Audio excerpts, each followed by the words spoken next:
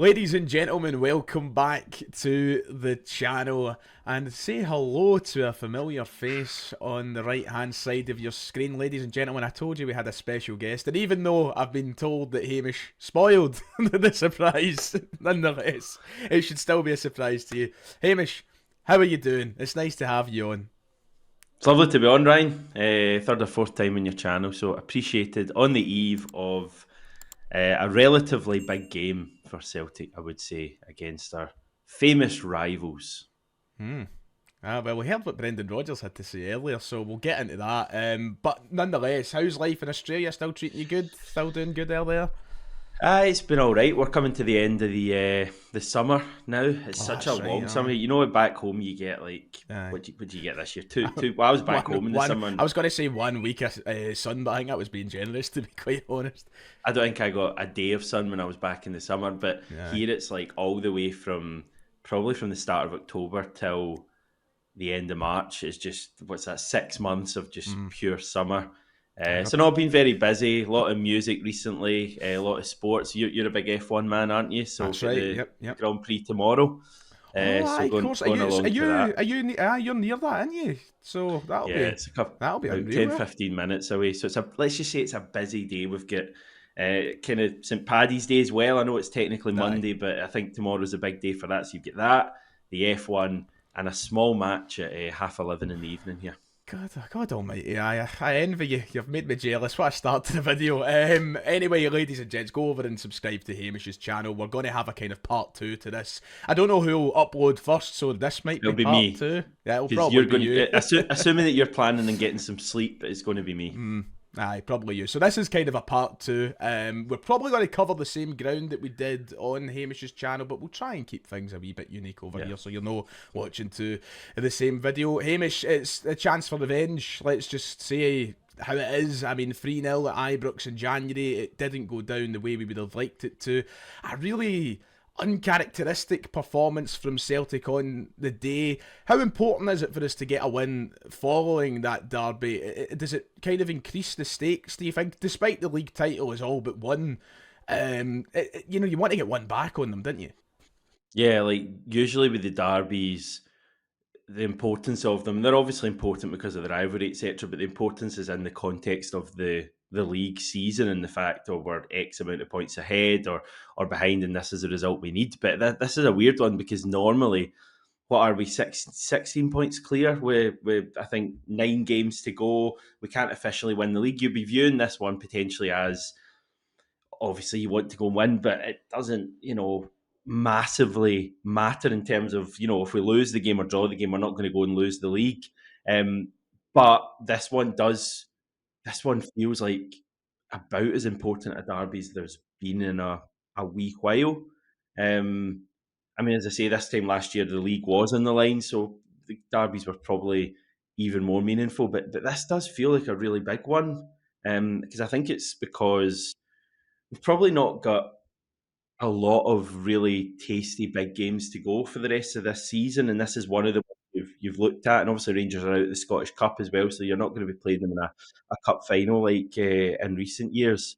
And obviously, the fact we lost the derby last time, I think, is weighing in everyone's mind. That's the big thing here, because that was such an uncharacteristic performance from the team. It was like the worst performance I think I've ever seen from Celtic at Ibrox that day. And this has been such a good season as well, so it was so out of place that day.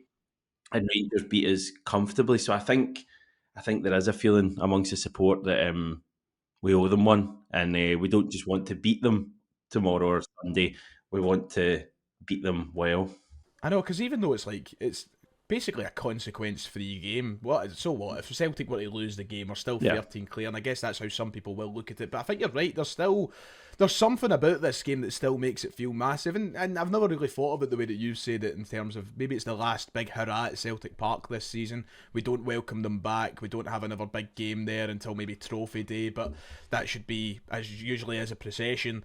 So maybe it is, maybe there's a bit of that in the air as well. But what went wrong on the day? What needs to change this time? What is the biggest thing for you about that Ibrox performance that we can't let happen again on Sunday, albeit there's a different manager and there's maybe a different sense of football being played at Rangers? What can't happen again? But you promised me a good time on the channel. Do we need to go? That was all joking aside, and to be honest, there is no joking. That was so grim. That Oh, it game, was. It was like, have terrible. you ever like? It was Do you remember just the so. reaction following it was really bad? Like there was folk on Twitter calling for people's heads, and it was just like the ultimate like disaster on that day.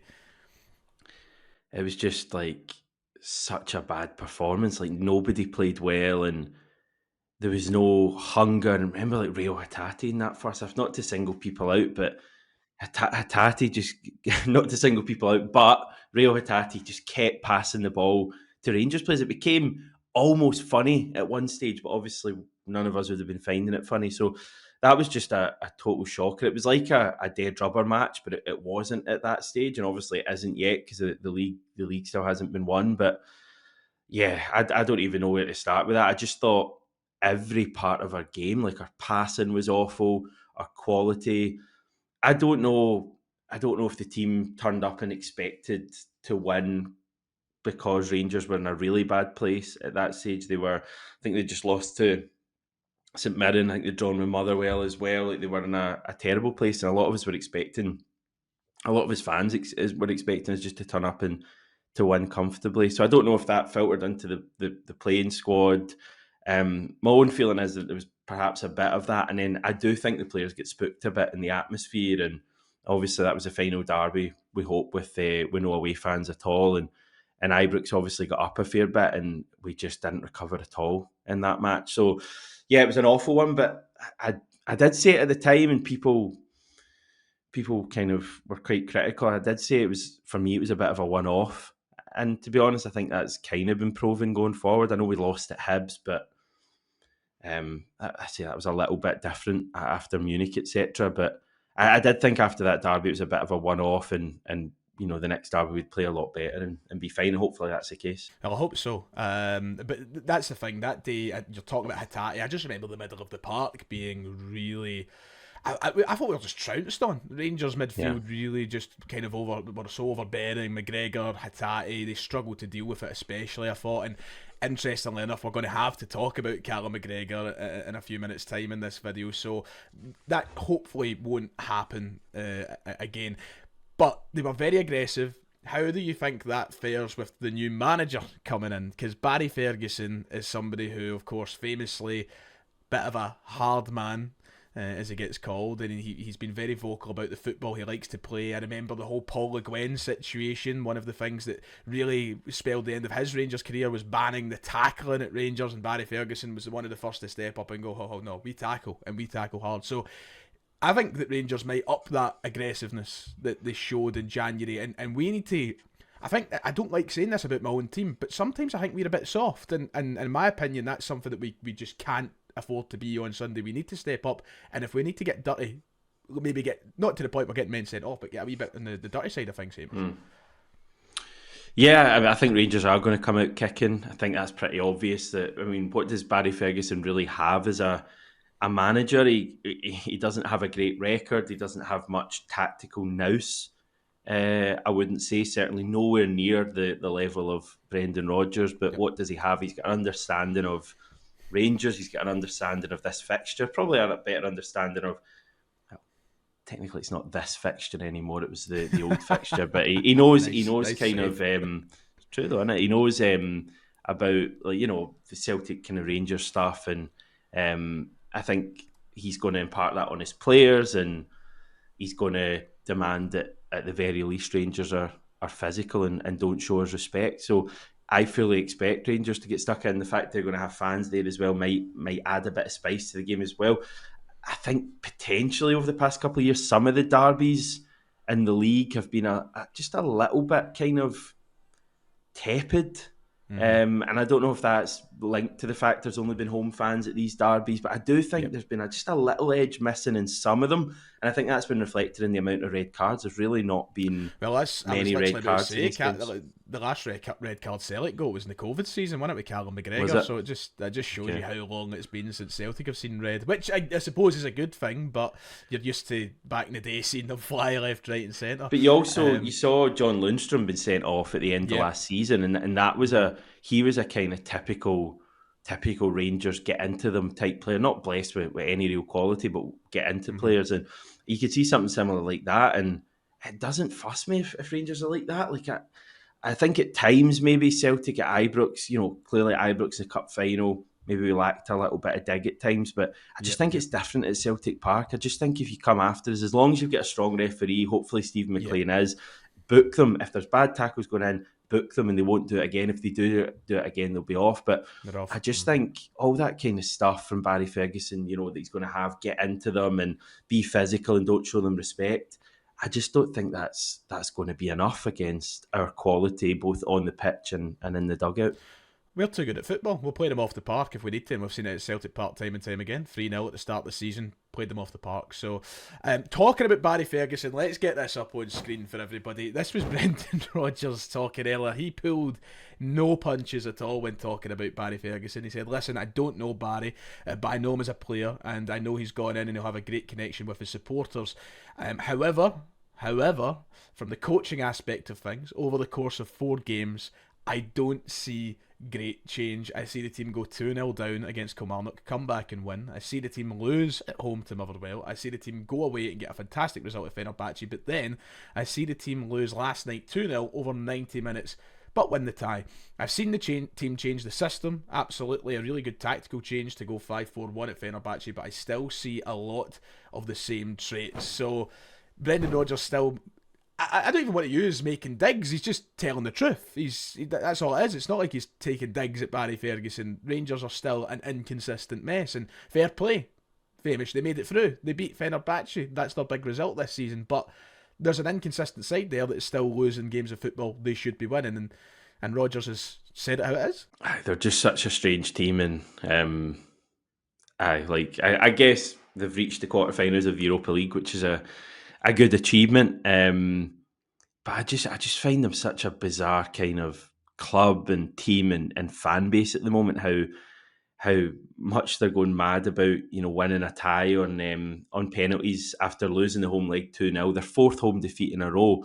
Meanwhile, they're out of all the domestic trophies. We're heading for another treble, you would suggest, and we're just so far ahead of them everywhere. And meanwhile, our European stuff, for me, is still more successful than them. If they go out to Athletic Club, I still think we've had a better season in Europe, given that ours was at Champions League level. And Europe's kind of the thing they hold on to. And I know they've lasted a bit longer, but I mean, Celtic would have beaten Fenerbahce pretty comfortably, I would say, over a couple of legs. So it's nuts because obviously they whipped out that banner last night, and all they've gone on about this year is the draw that Celtic got, how it was the easy teams in Europe, and yet they're shoving out a banner which has FSCB or Steaua Bucharest, whatever they're called, and all these other clubs that realistically Celtic would probably give a tank, and so it's the nature of the beast, I suppose. I'm looking forward. I mean, how would Rangers have got on in 2 legs with Bayern Munich? Ask yourself that question. Well, we'll see what happens against Bilbao, I suppose. But nonetheless, let's shift the focus back to Celtic to finish things up before we get the usual obsessed comments, shall we? Even though we're previewing a game against them. Celtic, the team selection, the fitness issues. There was a big one that Brendan Rodgers dropped on us at the press conference yesterday surrounding the captain, Callum McGregor, and whether or not he'll be fit to play against Rangers. This was his comments on screen now, saying, we've had a good week, there's one more day to go, but we're still assessing Callum McGregor, of course. Obviously, he's had a similar week to last week, and we'll make a decision on him tomorrow. So there is no 100% confirmation that McGregor is fit or not fit for this game, Hamish, but it certainly does raise the question: do you play a guy in the middle of the park, an area where we struggled in the last derby, if he's not 100%? Yeah, I mean, that's for them to work out between themselves. I think he probably will play. Brendan Rodgers keen to point out that it's a similar situation to last week, and McGregor, I think, said that as well. And he played 75 minutes against Hibs, and I thought in the first half Callum McGregor was excellent against Hibs, and a similar type performance. He didn't look like a player carrying an injury at all. I think he was on a fair dosage of painkillers, but he was really good in that game. So I think it was a similar situation. You start him, and yeah, he's quite an important player. I know there's a kind of growing feeling that maybe Celtic might be better in midfield without him, and I just disagree with that at this stage. Certainly for a derby like this, I think you need Callum McGregor in there if he's anything close to fit, because he's just such a big player. So I think he'll play and hopefully plays well. I'm really 50-50 on the situation for this game. Me and you are both the exact same school of thought when it comes to him in general. I don't think that we're anywhere near a point where we should be considering a midfield without McGregor. The only thing that I get the fear of is that aggressive Rangers maybe getting the better of him early on, and maybe just momentum doesn't come for him in the game. I would still start him just because it's McGregor, it's the captain, but I definitely see the argument that people are making. Okay, like maybe drop Engels back, bring McCowan into the team, leave McGregor on the bench and bring him on if we need to. I guess tomorrow's a big day. That's all we can leave it, and we won't know what Brendan Rodgers says at Lennoxtown tomorrow. So I trust it. I think the important thing, Hamish, is to trust the decision the manager makes. If he plays McGregor on Sunday, it's because he believes McGregor's fit to play on Sunday. And worst case scenario, if he doesn't play, as you just outlined, I don't think it's a bad midfield of Engels playing a bit deeper, Hatate, McCowan. McCowan could light up a fixture like this. It just, if McGregor's there, I'd want him in the team, because he came on at Ibrox last year and kind of wasn't himself. Remember the 3-3 game when he just come back from an injury? But I think this is a bit different. I mean, as I say, he keeps saying it was very similar to last week, and last week he played against Hibs and was really good. Right, take the spotlight for a minute, Hamish, to kind of wrap things up. Give me your team prediction. Is it a team that picks itself? Yeah, it is. There's other than the McGregor stuff, I think every position is kind of sorted, which is a good place to be. Make stuff like this not quite as fun, because usually you can have a good debate about certain players going into a game like this, but we just can't do that this time because, the team, even someone like Adam Ida, nope, I've not heard anyone saying Adam Ida should start this game, which is a strange place to be, but I guess it just shows how good Daisen Maeda has been. In the front three of Jota, Maeda, Kuhn really excites me and should excite everyone against that Rangers backline. So midfield, as we say, we'll wait and see about McGregor, and back four and keeper, pretty solid. I'm looking forward to seeing Jeff Schlupp. I think he's going to be a good player in this game, real experience. He's got power, he's got pace. I think Czerny's potentially their biggest threat, so I feel better with Schlupp up against him than Greg Taylor, I'll be totally honest. But Alistair Johnson always plays well in these derbies. Trusty, Carter Vickers, Casper. It's a good team. We were having a debate last night, how many Rangers players would you take? And I think the answer might be 0 at this stage. Do you not remember that famous COVID season when I sat down on camera and I said, not a single Rangers player gets into the Celtic team? And I said it with my chest, and I meant it at that moment in time. And I would sit here again and say it with my chest, not one. The closest is Czerny. COVID season?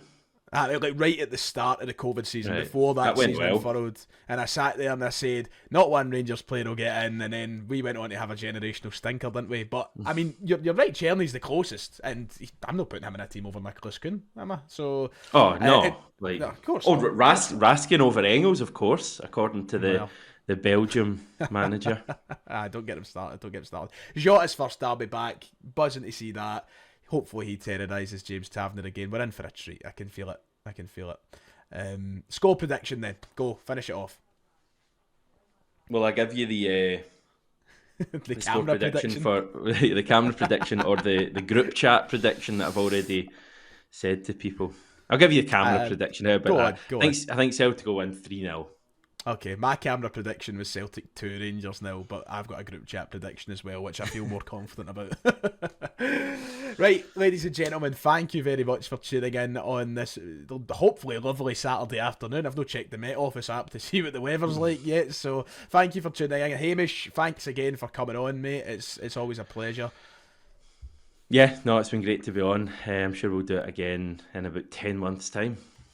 Exactly, so make sure to get yourself over to Celtic AM, drop a subscribe, drop a like. You probably already have, but in case you haven't for any reason, get over and do that. But until tomorrow's match reaction, take care of yourselves, ladies and gentlemen. Hopefully we've all got smiles on our faces, and I'll see you all next time.